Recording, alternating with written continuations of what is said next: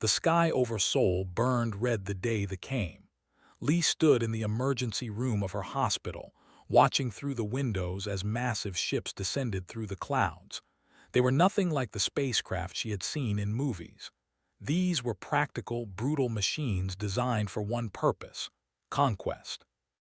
The invasion lasted 3 days.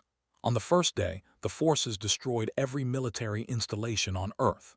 Their weapons turned tanks into molten slag and reduced fighter jets to ash before they could even take off.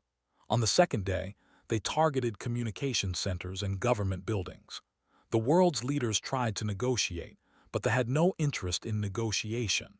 On the third day, they simply waited while humanity realized the fight was over. Worked through all 3 days without sleep. The wounded flooded into the hospital in endless waves.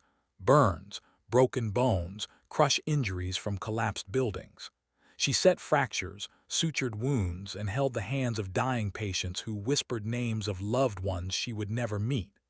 By the time the soldiers marched into the hospital, was too exhausted to feel fear. The soldiers were tall, over 2 meters each, with skin that looked like polished gray stone. They wore armor that seemed to grow from their bodies rather than being worn over it. Their eyes were black and cold as they surveyed the emergency room.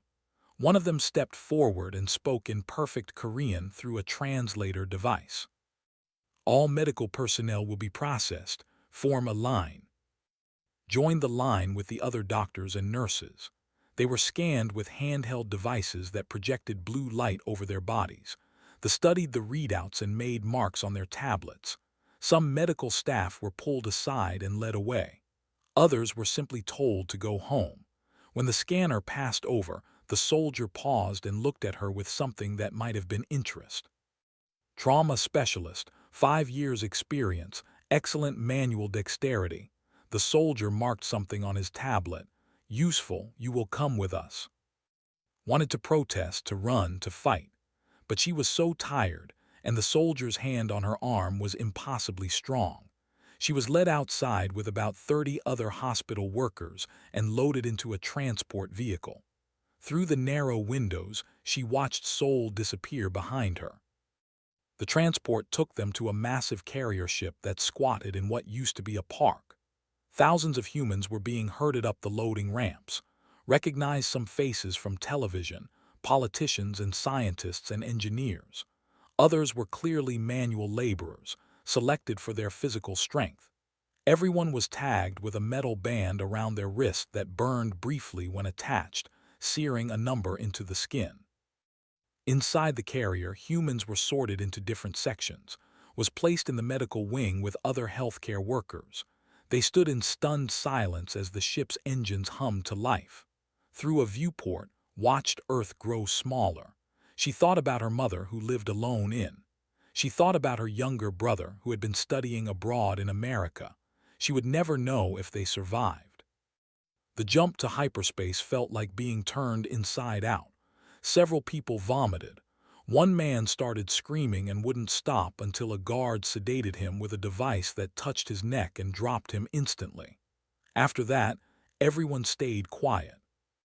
The journey took 2 weeks. They were fed twice a day with gray paste that tasted like nothing but kept them alive. They were allowed to shower once every 3 days in large communal rooms with cold water. The guards watched them constantly, not with cruelty, but with the detached interest of farmers examining livestock. When they finally arrived at Prime, his first thought was that the planet looked angry. The sky was the color of old blood, and the sun was a dim orange disk that barely seemed to warm anything. The capital city was built from black stone and metal, all sharp angles and towers that clawed at the sky. Everything about it felt deliberately intimidating, designed to make visitors feel small and powerless. The humans were distributed across various facilities, was assigned to the Imperial Medical Corps facility in the lower district. The building was massive, with hundreds of treatment rooms and wards. She was given a small sleeping cell, barely large enough for a bed, and a small storage unit. The other human medical staff looked as lost as she felt. Her supervisor was a physician named Mar. He was old by standards, his stone-like skin covered in fine cracks that marked his age. He spoke to the human staff in their first orientation, meeting with barely concealed disgust. You are here because medicine is efficient but lacks certain qualities that human medicine possesses. You have an unusual capacity for what you call empathy. You can comfort patients in ways we cannot or will not.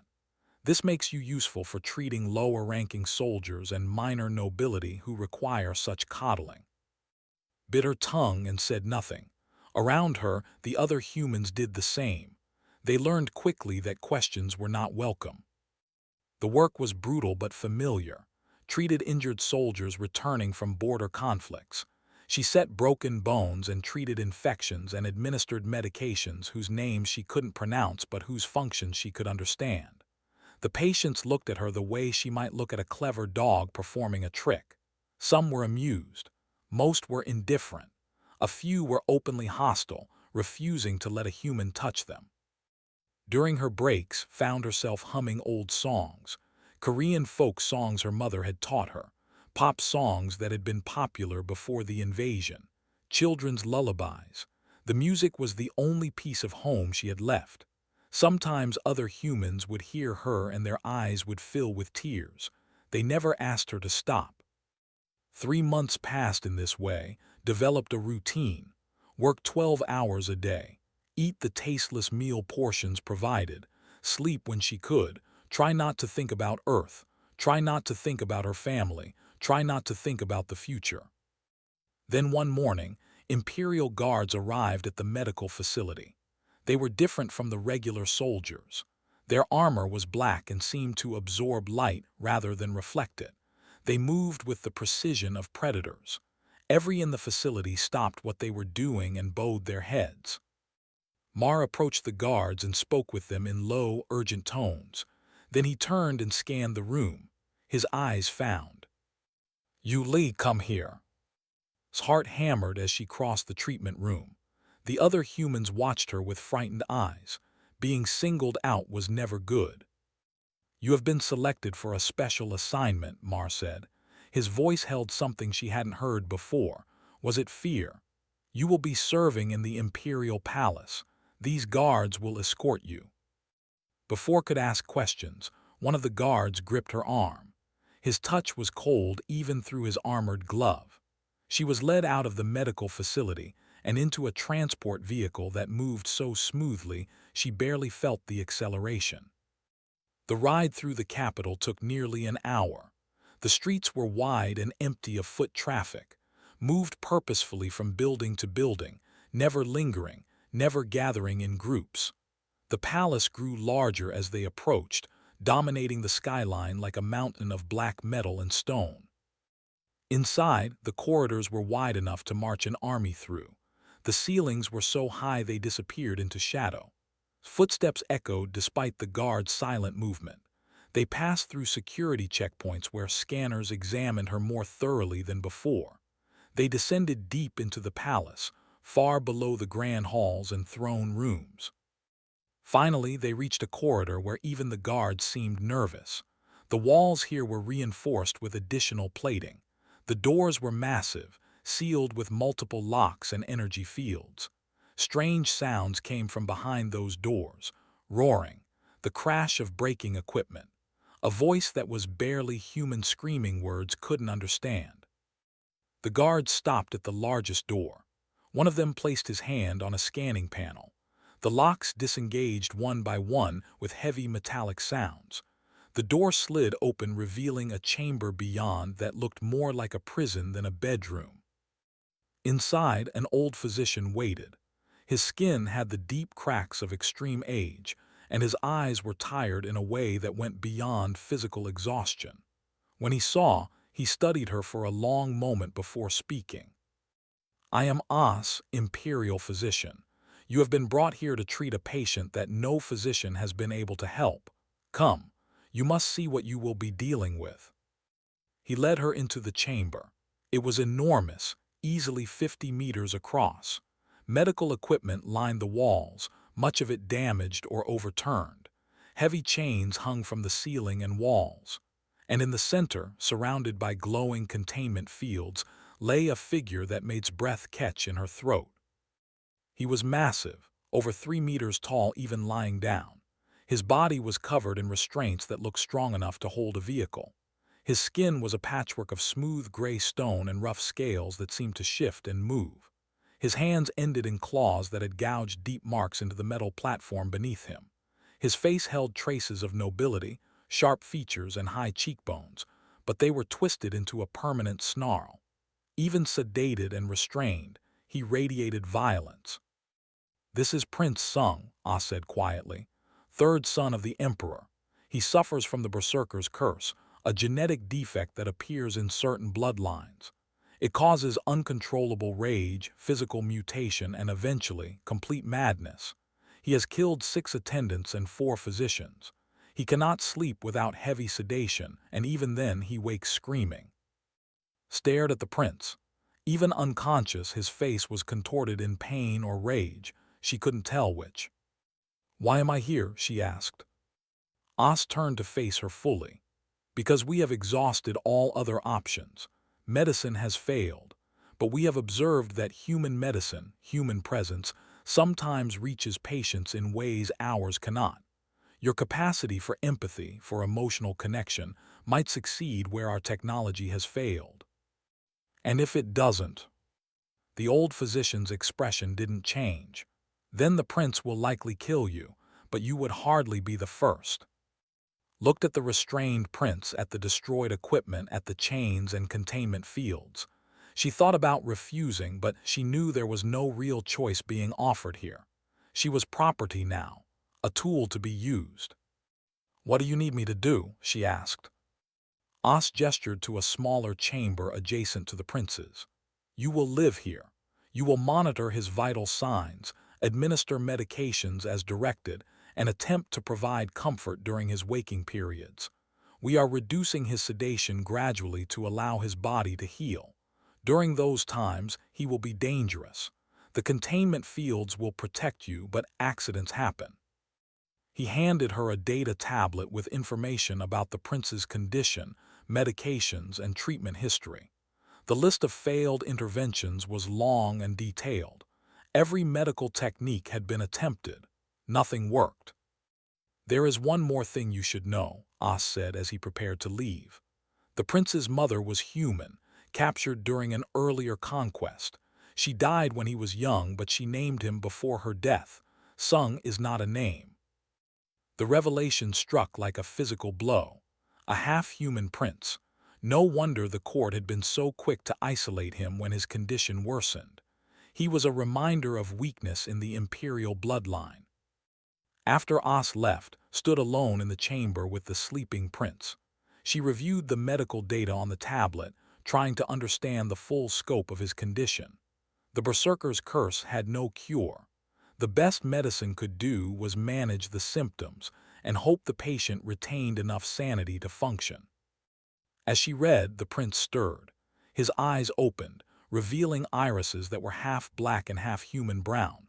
For a moment, they focused on her with an intelligence that startled her. Then they filled with rage and confusion. He strained against his restraints, muscles bulging with inhuman strength. The containment fields flared brighter as they absorbed the impact of his movements. Stood frozen, every instinct screaming at her to run. But she was a nurse. She had treated difficult patients before. Never one like this, true, but the principle was the same. She checked the sedation controls and increased the dosage slightly. The prince's struggles gradually weakened until he slipped back into unconsciousness. In the silence that followed, realized she was humming.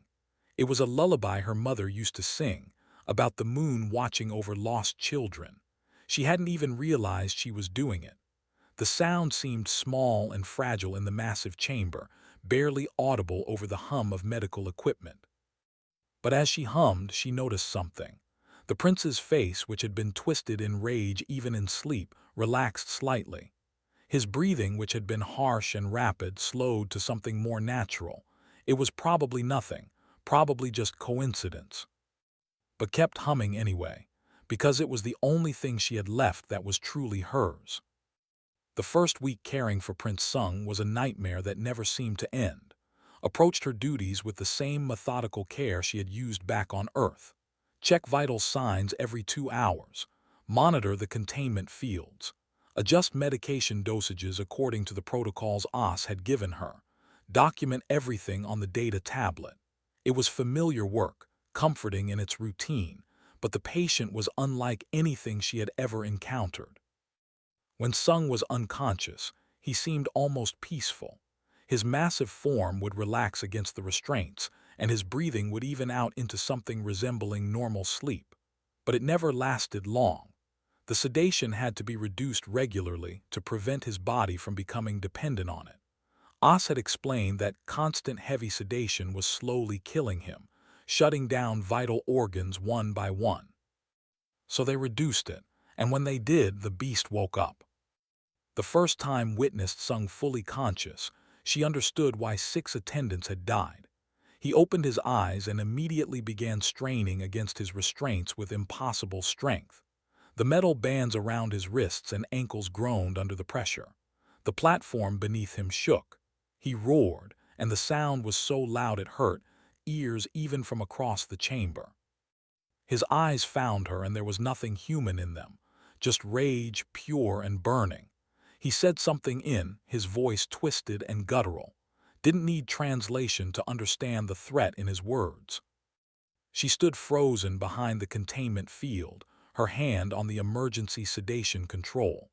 Every instinct told her to press it, to knock him back into unconsciousness. But Oz had warned her that too much sedation would kill him. They needed him conscious for longer and longer periods. His body needed to remember how to function without the drugs. So waited. She watched as Sung exhausted himself fighting restraints that wouldn't break. She watched as his rage gradually gave way to confusion, then to something that looked almost like despair. After 2 hours, he finally slumped against the platform, breathing hard, his eyes unfocused.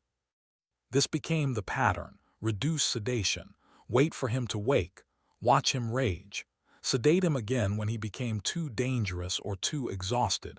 Every day they kept him conscious a little longer. Every day it got a little worse. Tried talking to him. She spoke in Korean first, thinking maybe his mother's language would reach something in him. But he just stared at her with those half-human, half-eyes and roared. She tried simple phrases. "I want to help you. I won't hurt you. You're safe here." Nothing worked. He seemed beyond language, trapped somewhere inside his own mind where only anger existed. The other palace staff avoided the chamber. Guards stood outside the door but never entered unless absolutely necessary.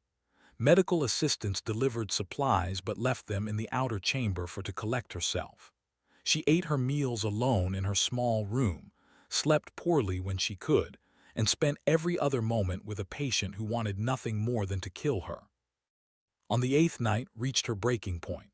She had been awake for nearly 20 hours. Sung had woken 3 times, each episode lasting longer than the last. The 3rd time, he had somehow managed to crack one of the restraints. Not break it completely, but crack it enough that the metal groaned ominously. Technicians had to be called in to replace it while Sung was sedated, and they had worked with terrified speed, desperate to finish before he woke again. Now it was late, well past midnight by estimation. The palace was quiet except for the endless hum of medical equipment. Sung was sedated but restless, making sounds in his sleep that were almost words. His face was twisted in whatever nightmare held him. Sat in her chair, data tablet forgotten in her lap, and felt tears running down her face. She was so tired, tired of being afraid, tired of being alone, tired of being nothing more than a slave in an empire that had destroyed her world. Almost without thinking, she began to sing. It was the same lullaby she had hummed that first day. Her mother's song about the moon watching over lost children. Her voice was rough from disuse and exhaustion, barely more than a whisper in the massive chamber. She sang about silver light and safe harbor and the promise that morning would come. At first, nothing changed. Sung continued his restless sleep, his clawed hands flexing against the restraints. But as continued singing, something shifted. His movement slowed. His breathing, which had been rapid and shallow, began to deepen. The lines of pain on his face gradually smoothed. Kept singing. She moved through every verse her mother had taught her, then started over from the beginning. Her voice grew steadier as she watched the impossible happen. Prince Sung, who had not slept peacefully since the curse had taken him, relaxed completely against his restraints. His face lost its bestial cast. For the first time since had arrived, he looked almost at peace. She didn't stop singing until her voice gave out completely, reduced to a painful rasp. Only then did she stop, holding her breath, waiting to see if he would wake. But Sung remained asleep, his breathing deep and even. The monitoring equipment showed vital signs that were closer to normal than they had been in months. Sat back in her chair, shaking. She had no idea what had just happened. No scientific explanation for why singing should calm a patient suffering from a genetic rage disorder. It made no sense. But it had worked. The next morning, Os reviewed the night's medical data with an expression had never seen on a face before. His eyes were wide, and his hands trembled slightly as he manipulated the data displays.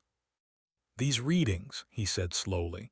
"During the period marked here from midnight to 4 in the morning, the prince's neural activity normalized. His stress hormones dropped by 40%. His heart rate stabilized. His body ceased the constant micromutations that the curse causes." He turned to look at. "What did you do?" "I sang to him," said simply. Ah stared at her. "You sang?" "Yes." "Just sang, nothing else. No new medications, no adjustments to the containment fields, no. Just sang." The old physician was silent for a long moment. Then he straightened and his expression became businesslike again. "Continue this intervention. Document everything. I want to know what you sing when you sing and how the prince responds. This could be," he paused as if afraid to voice hope, "this could be significant." That evening, as the sedation was reduced and Sung began to stir, positioned herself where he could see her. His eyes opened, found her, and filled with the familiar rage. He strained against his restraints, his mouth opening to release that terrible roar. But before he could, began to sing. This time she chose a different song, a folk song about spring rain and new growth. Her voice was clearer now, rested after a few hours of sleep. She sang directly to him, letting her voice fill the chamber. The effect was immediate and profound. Sung's mouth closed. His straining against the restraint stopped. He stared at her with an expression that was no longer pure rage. Confusion was there and something else. Recognition, maybe, or memory. For 5 minutes, sang while Sung listened. When she finished, his eyes closed and he slipped back into sleep without needing additional sedation. Over the following days, a routine developed. Would reduce the sedation. Sung would wake. Before the rage could fully take hold, she would sing. Sometimes it worked immediately. Sometimes she had to sing 2 or 3 songs before he calmed, but it always worked eventually. And gradually he began to stay calm longer. The periods of rage grew shorter. The periods of listening grew longer. His body started to heal. The scales that covered patches of his skin began to recede, revealing normal flesh beneath. His claws shortened, becoming merely sharp-nailed fingers. His face lost some of its permanent snarl. Os monitored these changes with growing excitement that he tried to hide behind professional detachment. Other physicians came to observe, standing in the outer chamber and watching through the viewing windows as a human nurse sang to a cursed prince. Some looked intrigued. Others looked disgusted that human presence should have any effect where medicine had failed. In the 3rd week, Sung began to wake without rage. His eyes would open, find, and simply watch her. He didn't fight the restraints. He didn't roar or threaten. He just watched with an intensity that was almost harder to bear than the rage had been. Found herself talking to him during these periods. She narrated her work as she had been trained to do with unconscious patients. "I'm checking your vital signs now. Your heart rate is good. Your breathing is steady. The readings show you're healing." She told him about Earth, though she didn't know if he understood or cared. She described Seoul in spring when the cherry blossoms bloomed. She talked about the hospital where she had worked, about the colleagues who had become friends.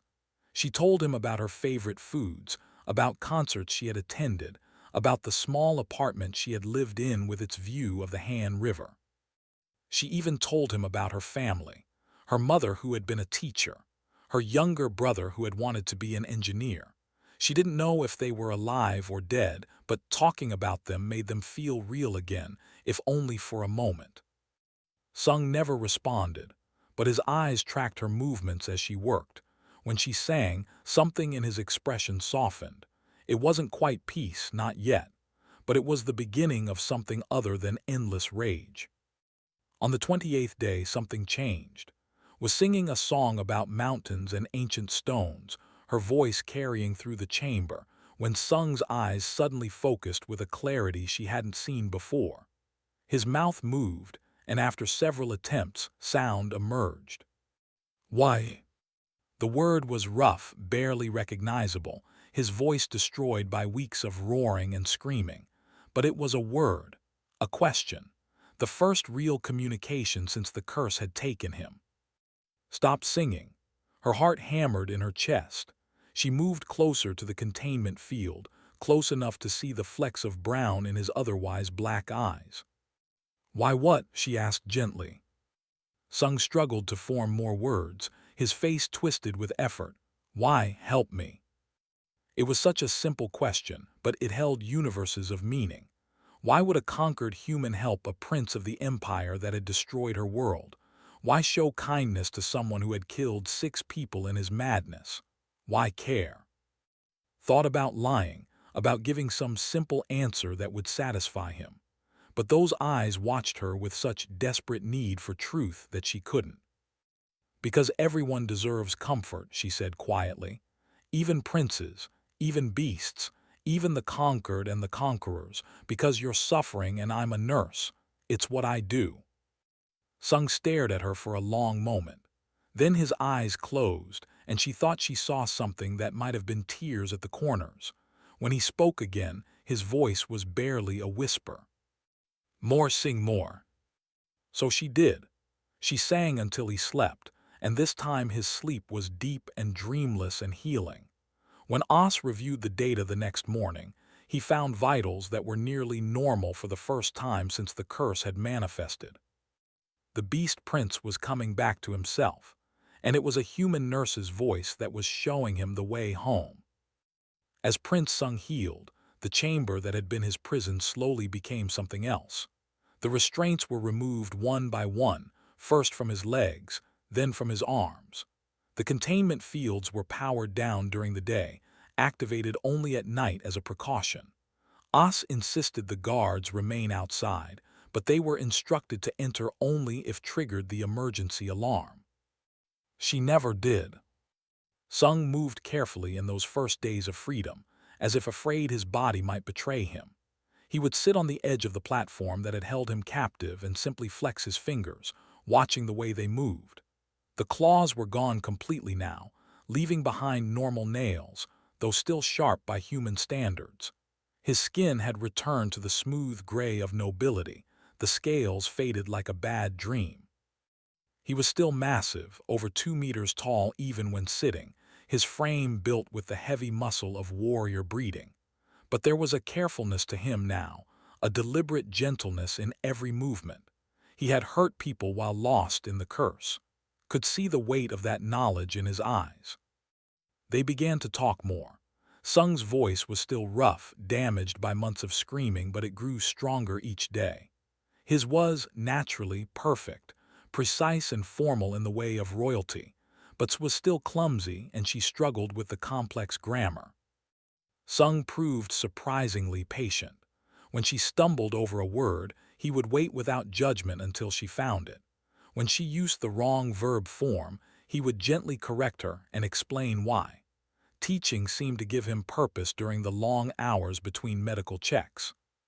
"No," he said one afternoon, listening to her attempt to describe her morning. You said I will eat breakfast, but it happened in the past. You need to use the past completion form. I did eat breakfast. Try again. Repeated the sentence correctly this time. Sung nodded approval, and she felt absurdly pleased by it. Your turn, she said. Try this in Korean. She had started teaching him her language almost on impulse. It seemed only fair that if she was learning, he should learn Korean. But there was more to it than fairness. Korean was hers in a way nothing else in this empire could be. Teaching it to him felt like sharing something precious. Sung was a quick study. His mind, freed from the curse's madness, proved sharp and focused. He memorized vocabulary with ease and picked up pronunciation faster than she had expected. Within 2 weeks, he could hold simple conversations. Within a month, he was reading Korean texts on her data tablet, asking questions about grammar and idioms. It was during one of these lessons that learned the truth about his name. Sung, she said, pronouncing it the Korean way. It means great accomplishment or great achievement. It's a good name, but it's not, is it? Sung set down the tablet he had been studying. His expression became distant, focused on memories that clearly brought pain. No, it's not. He was quiet for a moment, then continued. My mother gave me that name. She was human, captured during a conquest 20 years before Earth fell. She was a teacher, I think, or maybe a scholar.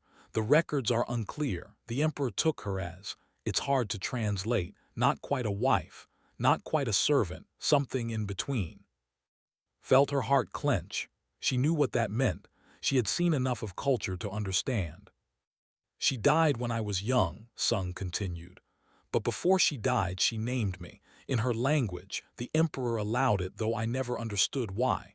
Perhaps he cared for her in his way. Perhaps he simply didn't think a name mattered. He looked it directly. I never knew what my name meant. I never knew her language, until now. What happened to her? Asked softly. Complications from my birth, or so I was told. I think the truth is that carrying a half-breed child destroyed her body, and humans are not meant to produce offspring together. The genetic incompatibility alone should have made it impossible.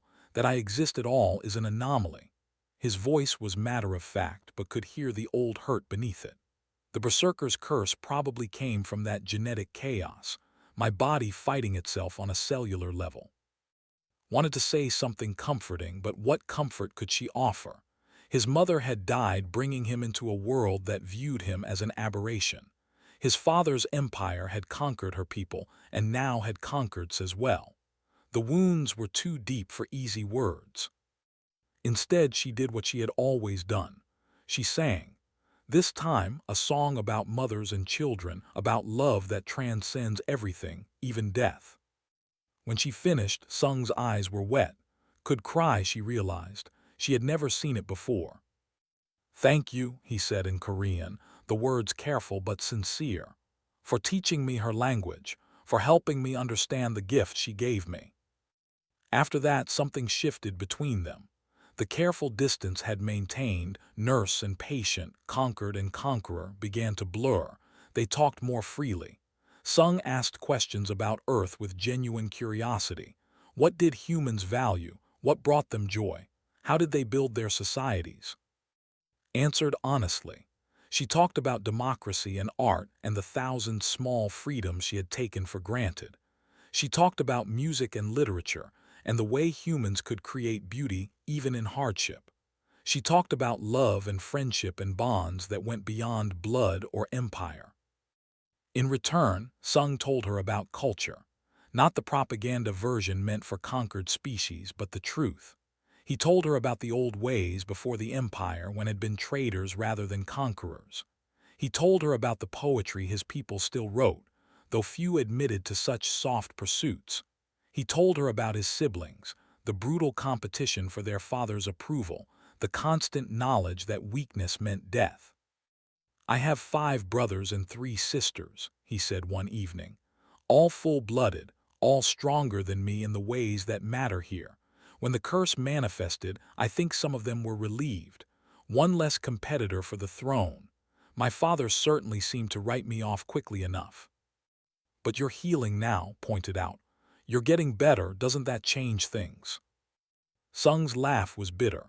Perhaps, or perhaps it just means I'm dangerous in a different way now. A half-breed prince who has survived the berserker's curse with the help of a human nurse. Some will see that as weakness. Others will see it as something to be controlled or eliminated. Didn't like the sound of that. Are you in danger? I've been in danger since birth, Sung said simply. But yes, once word spreads that I've recovered, things will become complicated. My father will want to see me. My siblings will assess whether I'm still a threat or an opportunity. The court will have opinions, none of them kind. He looked at her seriously. You may be in danger too. Some will view you as having too much influence over a prince. That's not a safe position in the imperial palace. The warning sent a chill through. She had been so focused on treating Sung, on getting him through each day, that she hadn't thought about what would happen after. She was still property, still a slave. But now she was a slave who had done something no physician could do. That made her valuable. And in her experience, valuable things in the Empire were hoarded or destroyed, never freed.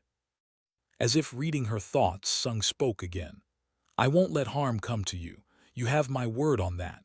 Whatever happens, whatever politics emerge from my recovery, I will protect you. Why? Asked. The same question he had asked her all those weeks ago. Sung's answer was immediate and certain. Because you were kind when you had no reason to be. Because you sang when silence would have been easier. Because you saw a beast and chose to see a person instead. How can I do less than offer you protection in return?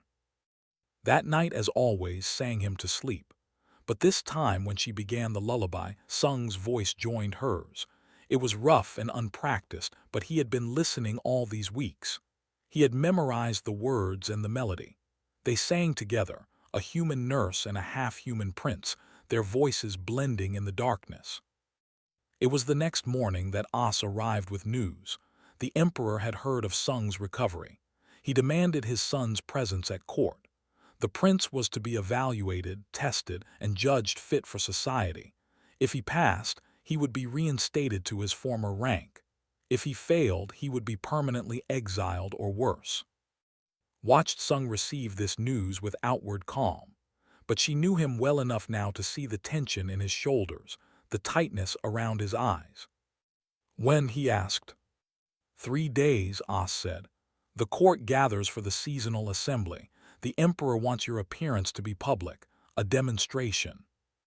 After As left, Sung stood at the window of his chamber for a long time, looking out at the crimson sky of Prime. Will you be there? He asked without turning. At the court. I don't know if I'm allowed, said. As said humans aren't usually permitted in the throne room.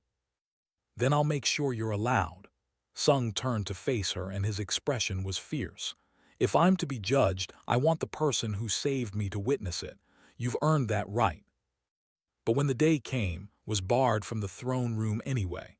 Imperial protocol, the guards said. No exceptions.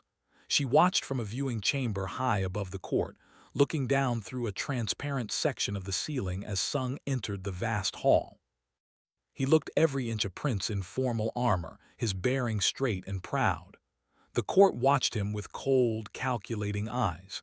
His siblings whispered to each other. The emperor sat on his throne of black stone, his expression unreadable. For 2 hours, watched as Sung was questioned, tested, and judged. Physicians examined him. Military advisors challenged him to demonstrate control. His brothers tried to provoke him to anger with pointed comments about his mother and his mixed blood. Through it all, Sung remained calm, controlled, every inch the prince he had been before the curse. More than that, he showed wisdom the others seemed to lack. When asked about military strategy, he spoke not just of conquest but of holding territory and maintaining peace. When asked about dealing with conquered species, he mentioned efficiency gains from treating them well. The emperor listened to everything in silence. Finally, he spoke, his voice carrying through the vast chamber. You have recovered well, my son. The humans' treatment proved effective. You are reinstated to your rank with conditions. You will continue medical supervision. You will remain in the palace until we are certain the curse will not return. And the emperor paused, and something that might have been calculation crossed his face. You will take an assignment. The outer territories need oversight. You will go there and prove your fitness for continued service to the empire. It was a test, realized. A dangerous one. The outer territories were brutal, full of resistance fighters and administrative chaos. Send Sung there was either giving him a chance to prove himself or setting him up for spectacular failure. When Sung returned to his chamber that evening, he looked exhausted but satisfied. I passed, he said simply. I'm alive and functional and politically useful again. That's more than I had hoped for. And the assignment? Asked. A challenge, but also an opportunity. He looked at her with an intensity that made her heart race. I requested that my personal physician accompany me. It was approved.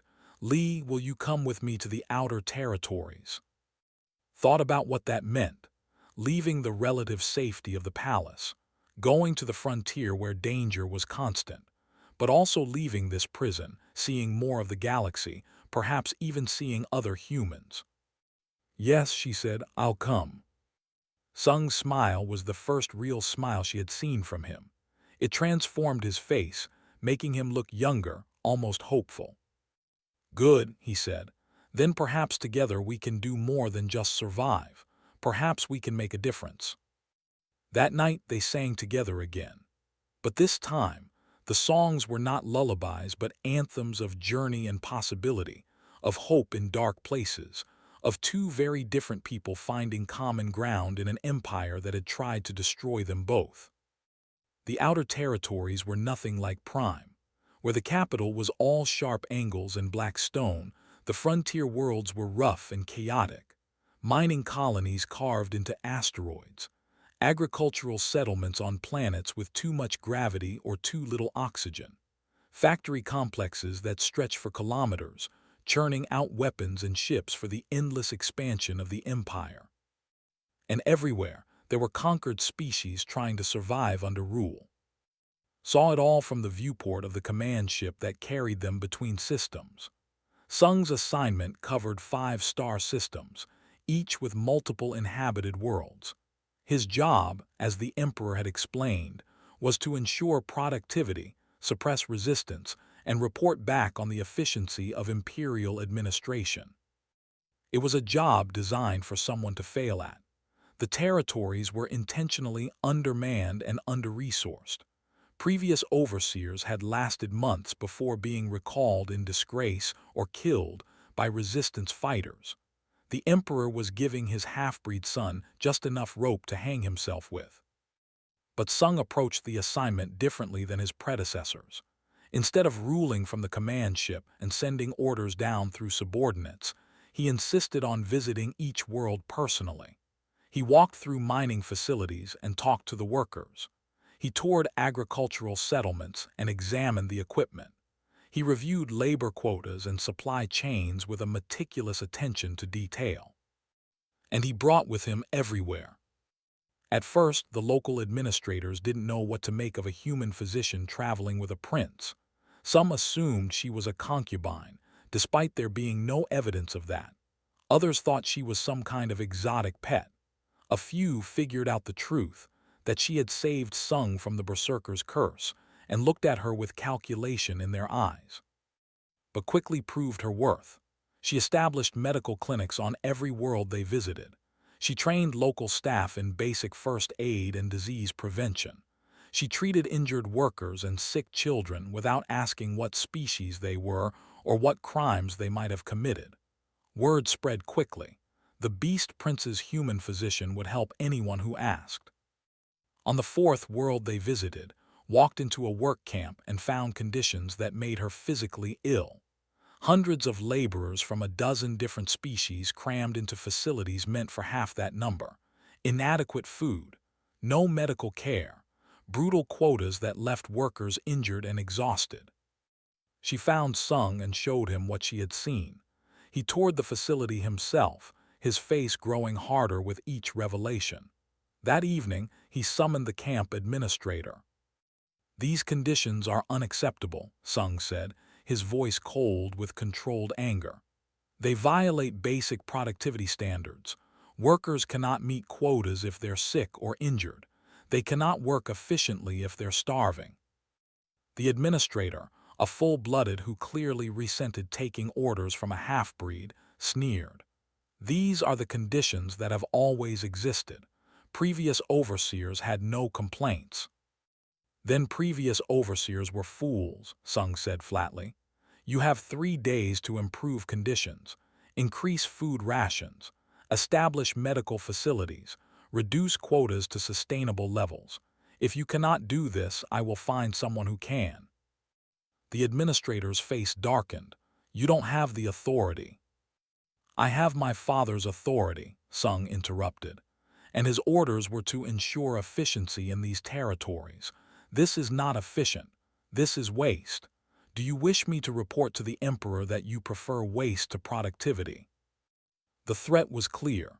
The administrator backed down, though the hatred in his eyes promised future trouble. But the changes were made. Oversaw the establishment of a proper medical facility. Food rations increased. Work shifts were shortened to allow for rest. And something unexpected happened. Productivity actually improved. Workers who weren't exhausted and starving could work better. It was basic logic, but it seemed to surprise every administrator. This pattern repeated itself across the territories. Sung would identify problems, usually the same brutal, short-sighted policies that previous overseers had ignored. He would make changes. Administrators would resist. Sung would insist, using logic and the emperor's mandate for efficiency as his weapons. Slowly, conditions improved. It was during their 6th month in the territories that found what she hadn't dared hope for. They were visiting a mining colony on a world with a heavy gravity when she heard someone speaking Korean. She froze in the middle of the medical tent she was setting up. The voice came from outside, casual conversation between workers on break. She rushed to the tent entrance and saw them, 3 humans, dirty from the mines but alive and whole. For a moment couldn't move, couldn't breathe. Then she was running toward them, words spilling out in Korean, tears streaming down her face. The workers looked at her in shock, then joy, then disbelief. Within an hour, word had spread through the entire colony. Humans emerged from barracks and work sites, dozens of them, all desperate to talk to someone from home. They had been captured in the same waves as but sent to different territories. Some had been here for years, watching Earth become a distant memory. They asked questions she couldn't answer. Was Seoul still standing? Had the resistance accomplished anything? Were there plans to fight back? Had to tell them she didn't know. She had been in the imperial palace, isolated and focused on survival. But she could tell them about the humans in the palace, the medical staff who still practiced their profession. She could tell them they weren't alone, that humans throughout the empire were surviving, adapting, enduring. Sung found her hours later, surrounded by other humans, all talking and crying and holding onto each other. He stood at a distance, watching until noticed him. She excused herself and walked over. I didn't know there were so many humans here, she said. There are humans on every world in these territories, Sung replied. Thousands of them, scattered across work camps and settlements. Your species is resilient. Even in the worst conditions, you survive. There was something in his voice that made look at him more carefully. What are you thinking? Sung was quiet for a long moment. I'm thinking that my mother was one of these people, captured, enslaved, sent to a world far from home, and somehow she survived long enough to give me life and a name. He looked at directly. I'm thinking that I could make things better for them, for all of them. I have the authority here in these territories. I could change policies, improve conditions, give them something more than just survival. That would be dangerous, said softly. The other administrators already hate you for the changes you've made. Going further, showing favor to humans specifically, that would give them ammunition to use against you. I know. Sung's expression was troubled but determined. But what's the point of having power if I don't use it to help people who need it? You've shown me that. Every day you help whoever needs it, regardless of species or politics. You do it because it's right. How can I do less? Before could answer, one of the older human workers approached them nervously. He was maybe 50, with gray in his hair and scars on his hands from mining accidents. "Excuse me," he said in broken, then switched to Korean when he saw. "Is it true that you're traveling with the prince, that you saved him from the curse?" Nodded, "Yes, I was his nurse in the palace." The man's eyes filled with tears. "My daughter, she's sick. The camp doctors won't treat her because she's just human and there are workers who need care more. I know it's too much to ask, but—" He stopped, unable to continue. Was already moving. "Take me to her now." The girl was 9 years old, burning with fever in a barracks that housed 50 people. Examined her quickly and recognized the symptoms. A blood infection, probably from a contaminated wound. Treatable if caught early. Fatal if ignored. She treated the girl immediately, administering antibiotics and fluids from her medical kit. She stayed with her through the night, monitoring her vital signs, adjusting treatment as needed. Sung stayed too, standing guard at the barracks entrance to ensure no one disturbed them. By morning the fever had broken. The girl would live. Her father wept openly. Other humans in the barracks looked at with expressions she couldn't quite identify. Hope, maybe, or the beginning of it. Sung pulled aside later that day. How many more are there like her? Sick, injured, care because they're human. I don't know, admitted. But if this colony is representative, probably hundreds across the territories. Then we treat them all, Sung said firmly. Establish clinics specifically for humans, train human medical staff if we can find them, use my authority to requisition supplies and equipment. He met her eyes. I know this puts both of us at risk. My siblings will use it against me. The court will say I'm too soft, too influenced by my human blood. But I don't care anymore. These people are suffering and I can help them, so I will. Felt something swell in her chest. Not love, not quite, but respect and admiration and the beginning of something that might become love with time. Then we'll do it together. Over the next months, they worked to improve conditions for humans across the territories. Medical clinics were established. Food rations increased. Work quotas were adjusted to account for human physiology, which couldn't handle the heavy gravity and harsh conditions as well as some other species. Trained anyone who wanted to learn basic medical care, building networks of helpers on every world. Reports reached Prime, of course. Sung's changes were too significant to hide. His brother sent a message dripping with contempt. I see you found your true calling, little brother, playing nurse to the conquered. How fitting for a half-breed. His sister Vara was more direct. You're making enemies at court. The conservative faction views your policies as weakness. They're lobbying father to recall you. Watch your back. But the emperor remained silent.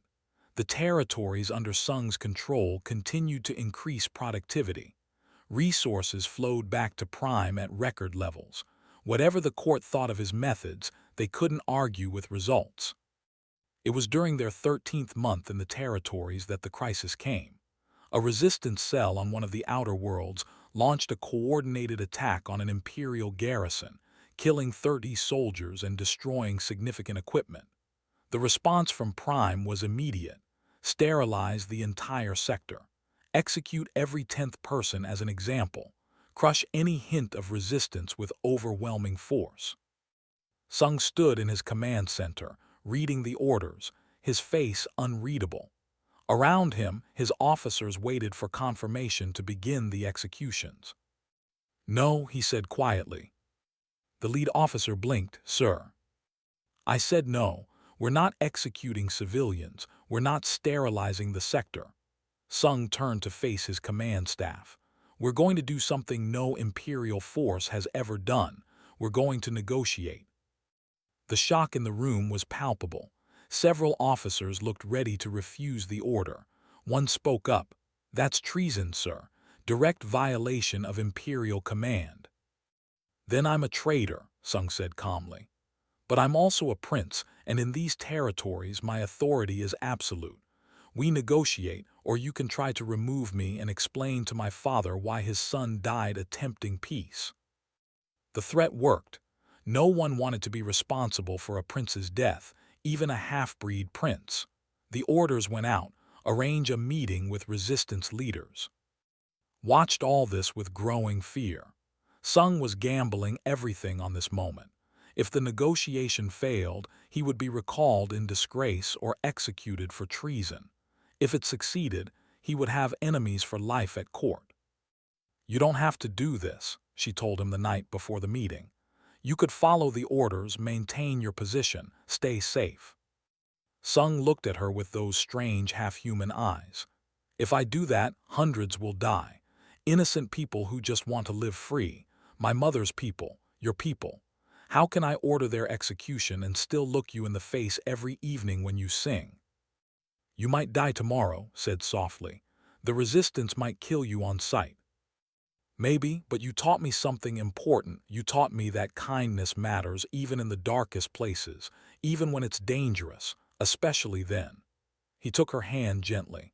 I'm not the beast I was. I'm trying to be the man you believed I could become. That means taking risks. The next day, Sung met with resistance leaders in a secured location. Wasn't present, but she heard about it after. 3 hours of tense negotiation. Demands and counter-demands, threats and promises, and at the end, impossibly, an agreement. The resistance would cease attacks. In exchange, Sung would guarantee protections, establish representative councils, and give conquered species real voice in local governance. It wasn't freedom, but it was better than what they had. When word reached Prime, the response was explosive. Conservative faction leaders demanded Sung's immediate execution. His brother called for his arrest. Even his sister Vara, who had warned him kindly, expressed shock at the audacity. But the emperor made a surprising decision. He would come to the territories himself and judge his son's actions in person. The day of the emperor's arrival, Sung stood with on the landing platform. His face was calm, but she could feel the tension radiating from him. Whatever happens, he said quietly in Korean, thank you for everything, for saving me, for showing me a better way, for staying with me when you could have chosen safety. We're not done yet, replied. We have work to do, remember, all those people counting on us. Sung smiled and it reached his eyes. Yes, we do. The emperor's ship landed, and Sung walked forward to meet his judgment, with a human nurse standing at his side, both of them hoping that kindness and efficiency could triumph over tradition and cruelty in an empire built on conquest. The emperor was older than had expected. She had seen him before, of course, during Sung's evaluation at court, but viewing him from a distance through a transparent ceiling was different from standing 20 meters away as he descended from his ship. His skin had the deep cracks of extreme age, like stone weathered by centuries.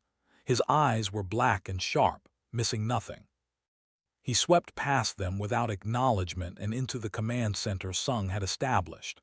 For 3 days, the emperor reviewed everything: production reports, resource allocations, worker efficiency metrics. He interviewed administrators, inspected facilities, and spoke with representatives from conquered species, something no emperor had ever done before. Sung and were confined to their quarters during this time, effectively under house arrest. Guards stood outside their door, polite but firm. They were brought meals and reports, but told nothing about the emperor's conclusions. On the 3rd night, found Sung standing at the window, looking out at the alien stars. He had barely slept since his father arrived, his body tense with waiting. He's going to execute me, Sung said quietly. Publicly, probably, make an example, a half-breed who forgot his place. You don't know that, said, though she wasn't sure she believed it. I violated direct orders. I negotiated with terrorists instead of executing civilians. I showed weakness by standards. He turned to look at her. I don't regret it. Whatever happens tomorrow, I want you to know that. These months working with you, trying to make things better, they've been the best of my life, worth dying for. Felt tears burning in her eyes. Don't talk like that. We'll find a way through this. Sung crossed the room and took her hands in his. His touch was warm, gentle despite his strength. If things go wrong tomorrow, there are arrangements. Os will ensure you're transferred somewhere safe. Not the palace, but a colony where there are other humans. You'll be protected. I've made certain of it. I don't want protection, said fiercely. I want you to survive this. You're doing important work. People are depending on you.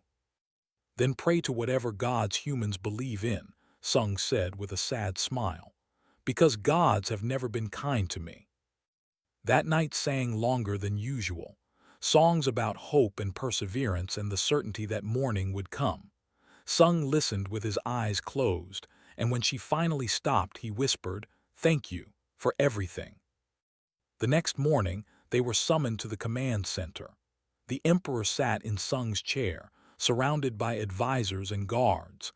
Every administrator from the 5 systems under Sung's control had been summoned. The room was crowded with bodies and tense with anticipation.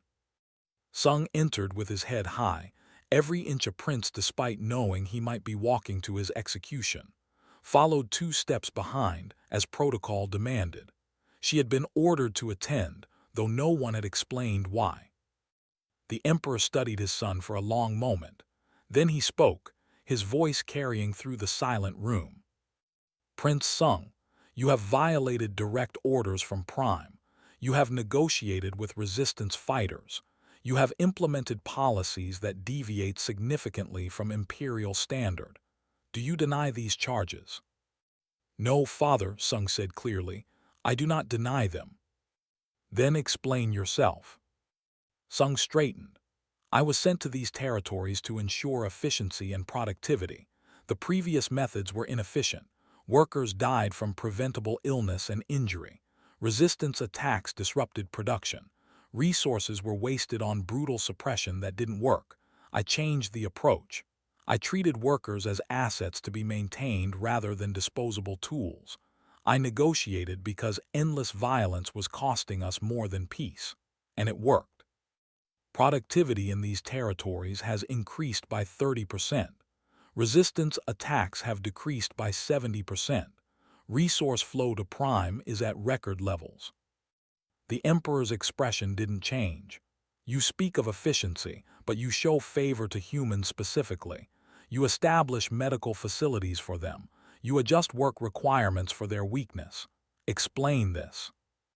It was a trap realized. Admit to favoring humans and Sung would be seen as too influenced by his mixed blood, unfit to serve. But she saw something shift in Sung's expression. A decision made. "Yes, I favor humans," he said clearly. "Because they're my mother's people. Because understanding them helps me govern better. Because treating them with basic dignity costs nothing but returns loyalty and productivity. But more than that," he paused, then continued with complete honesty. "Because a human nurse taught me what my tutors never did. That strength without compassion is just cruelty. That power without purpose is just tyranny. That the strongest empires are built not on fear alone, but on the loyalty of those they govern." The room was deathly silent. Several advisors looked scandalized. The administrators watched with carefully neutral expressions, and the Emperor sat perfectly still, his ancient eyes fixed on his son. "These are not philosophies," the Emperor said finally. "No, father, they're not," Sung's voice was steady. "But they work, the numbers prove it, and isn't that what matters, results?" The Emperor stood slowly. Everyone in the room tensed. He walked towards Sung with measured steps. When he reached his son, he stopped. They were nearly the same height, the aged Emperor and his half-breed son. "You were dying of the Berserker's curse," the Emperor said. "Lost to madness, my physicians had given up. Then a human nurse sang to you and you recovered. Is this true?" "Yes, father." The Emperor turned to look at for the first time. She forced herself to meet his gaze, though every instinct screamed at her to look away. Those black eyes studied her with an intensity that was almost physical. "Lee," he said, pronouncing her name carefully, "you saved my son's life." It wasn't a question, but answered anyway. "I did my job, Your Majesty. I'm a nurse. I help people who are suffering. Even princes of the empire that conquered your world." The question was dangerous, loaded with implications, but had learned from Sung that sometimes honesty was the only safe path. "Everyone deserves care when they're sick," she said simply. "Even my enemies. That's what being a healer means." The Emperor studied her for another long moment. Then he turned back to his son. "The Berserker's curse has destroyed every member of our bloodline it has touched. For 300 years it has killed princes and princesses, ending their lives in madness and violence. You are the first to survive it, the first to recover. Do you know why?" "Because sang to me," Sung said quietly. "Because she showed me compassion when I was a beast. Because she reminded me that I was also a man." The Emperor nodded slowly. "And now you show that same compassion to the conquered.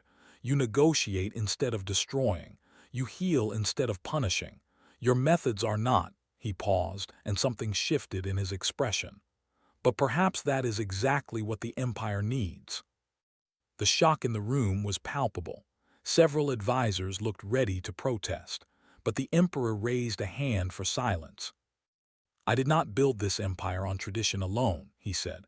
"I built it on strength and cunning and the willingness to adapt. I have watched 1,000 worlds fall because their rulers were too rigid to change. I will not let that happen to—" He turned to address the entire room. "My son has proven that there are better ways to govern conquered territories, more efficient ways, more sustainable ways. Therefore, I am appointing him as the first imperial advocate for integration." The title was new, invented on the spot. The Emperor continued, "Prince Sung will oversee the implementation of his methods across all conquered territories. He will establish medical facilities, adjust work requirements, and create councils where conquered species may voice concerns. He will report directly to me." Sung looked stunned. "Father, "You will still face opposition," the Emperor interrupted. "Your siblings will resist. Conservative factions will fight every change. You will need allies, resources, and protection." He turned to again. "And you will need your human physician. Lee, I am granting you authority to establish medical training programs across all conquered worlds. You will have access to imperial resources and protection under my seal." Couldn't speak, couldn't process what was happening. She had expected execution or exile, not this, never this. The Emperor returned his attention to Sung. "You asked me once why I allowed your mother to name you. I never answered." His voice softened slightly, though his expression remained stern. "Because she was the only person in my entire life who never wanted anything from me. No power, no wealth, no position. She just wanted to survive and give her child a name from her home. That kind of purity is rare, worth preserving." He paused. "You are what she made you, half human. Perhaps that's not a weakness. Perhaps that's exactly what this empire needs to survive the next 1,000 years." With that, the Emperor swept from the room, his guards and advisors following. The door closed, leaving Sung and standing in stunned silence. After a moment, Sung laughed. It was a sound of pure relief and disbelief. "We're alive, not just alive. We're being given power to make real changes." "Your father is terrifying," said weakly, "but also wise. He's a conqueror who has held an empire together for 80 years, Sung said. "He didn't do that by being stupid. He saw that my methods work and chose results over tradition. That's the most thing possible, actually." Over the following months, the real work began. Sung traveled constantly, implementing his reforms across the empire. It was slower than either of them wanted. Harder. Every change was fought by administrators who preferred the old brutal ways. Every new policy had to be justified in terms of efficiency and profit, even when the real reason was simply that it was right. But slowly, things improved. Medical clinics were established on conquered worlds. Work quotas became sustainable. Conquered species were given limited representation in local governance. It wasn't freedom, not even close, but it was better than what had been. Built her training programs, teaching medicine to anyone who wanted to learn regardless of species. She found humans scattered across the empire and connected them, building networks of communication and support. She helped people, one patient at a time, just as she had always done. And every night, no matter where they were in the empire, she sang to Sung. Sometimes lullabies from her childhood, sometimes songs of hope and change, sometimes new songs they created together, blending Korean and words into something unique. 2 years after the Emperor's judgment, they returned to Earth for the first time.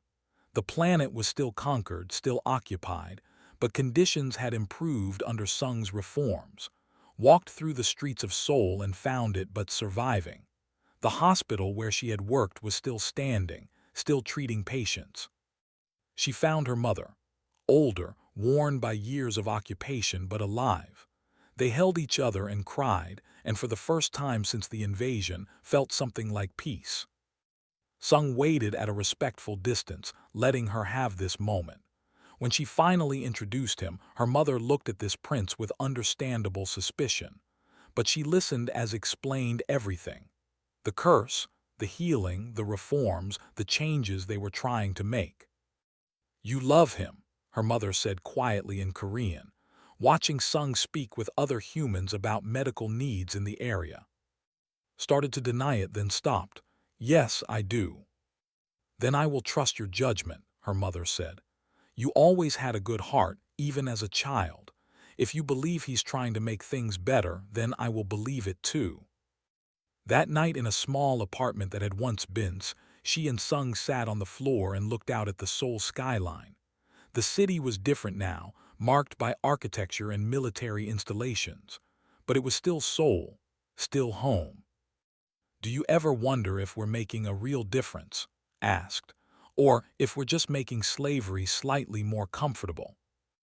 Sung was quiet for a moment. "I wonder that every day. But then I think about the 9-year-old girl with blood infection who would have died without treatment, about the workers who no longer collapse from exhaustion, about the parents who know their children will eat tomorrow. We can't undo the conquest. We can't give people back what they lost, but we can make today better than yesterday, tomorrow better than today. Isn't that worth something?" "Yes," said it is. She began to sing. Not a lullaby this time, but a song her mother had taught her that afternoon.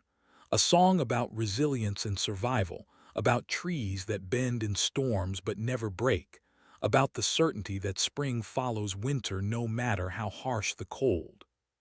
Sung listened, and then he joined her. His Korean was fluent now, perfect after 2 years of practice.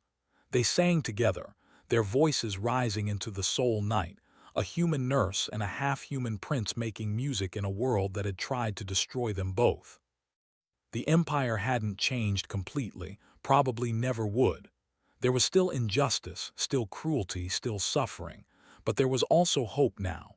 The possibility that things could be better, that kindness mattered even in the darkest places. Had been just a nurse. Sung had been just a beast. But together they had begun to change the galaxy, one song at a time. And in the end, that was enough.